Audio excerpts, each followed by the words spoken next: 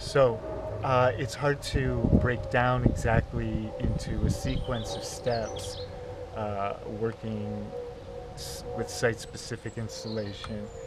But I would have to say the first step is to listen to the space, to be in the space and observe with all your senses.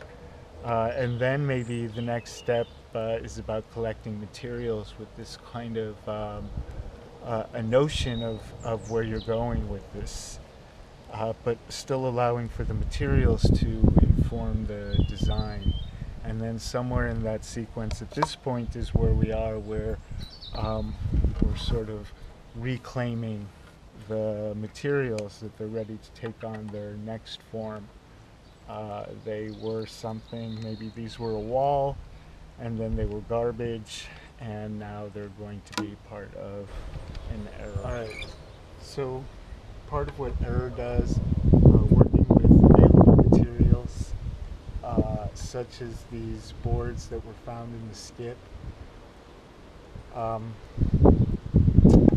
So one of the first steps in dealing with this kind of materials is to kind of purify them or clean them. And in this case, we're taking out the old screws and nails that were in these boards. So this one's already partially clean, but you can see there's some sharp nails and whatnot sticking out. And we take the time to take the screws out. We can reuse some of them, and otherwise these materials would end up in a landfill. And so we're sort of reclaiming them. But this first step of like cleansing or reclaiming, for me, is a way to get in touch with the materials, like to touch each piece of it. And we talk about, like, with this kind of installation, we're asking the site and we're asking the materials, like what do you want to be, you know? What do you want to be? And trying to listen to the materials and to the location.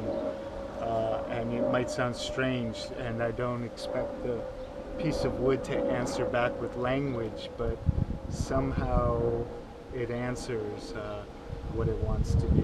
Like, it doesn't want to be in a landfill just yet. Wheelbarrow! Wheelbarrow!